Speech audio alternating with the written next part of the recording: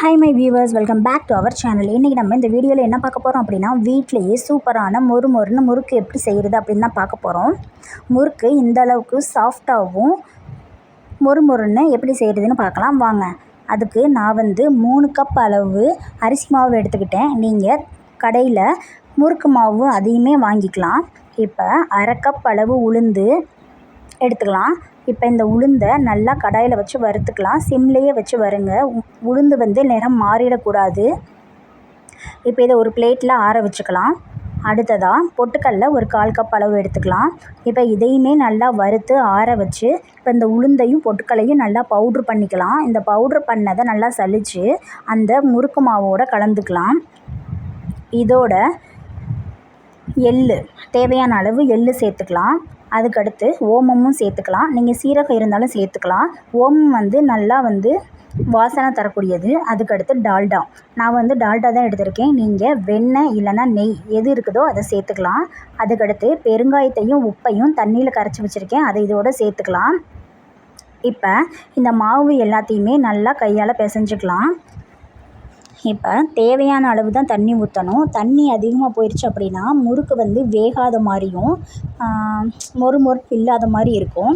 இப்போ நம்ம சுடுதண்ணி சேர்த்துக்கலாம். நீங்கள் தேங்காய் பாலும் சேர்த்துக்கலாம். தேங்காவை திருவி தேங்காய் பால் எடுத்து அதையுமே இந்த முறுக்கோடு சேர்த்துக்கலாம். நல்லா சாப்பிட டேஸ்ட்டு கொடுக்கும். இப்போ இது எல்லாத்தையுமே நல்லா பிசைஞ்சிக்கலாம்.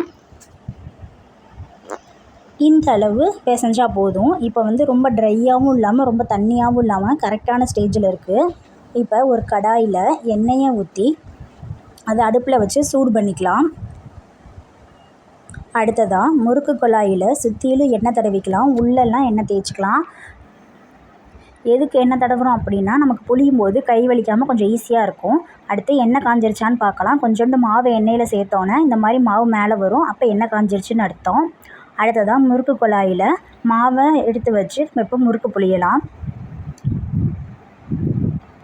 இந்த மாதிரி கரண்டியோட பேக் சைடில் கொஞ்சோண்டு எண்ணெய் தடவிட்டு இந்த மாதிரி முறுக்கு புளிஞ்சு அதை எண்ணெயில் சேர்த்துக்கலாம். இல்லைன்னா ஒரு கவரில் எண்ணெய் தடவிட்டு முறுக்கு புளிஞ்சு நம்ம கையால் எடுத்து எண்ணெயில் சேர்த்துக்கலாம். அதுவும் இல்லை அப்படின்னா டேரெக்டாகவே நம்ம அந்த வடை சட்டிலையும் முறுக்கை புளிஞ்சிடலாம். நமக்கு எது ஈஸியாக இருக்கோ அந்த மாதிரி முறுக்கு புளிஞ்சிக்கலாம். இப்போ இந்த மாதிரி 3லேருந்து 4, 5 முறுக்கு அளவுக்கு கூட புளிஞ்சிக்கலாம். அடுத்து இந்த மாதிரி முறுக்கை நல்லா பிரட்டி விட்டுக்கலாம்.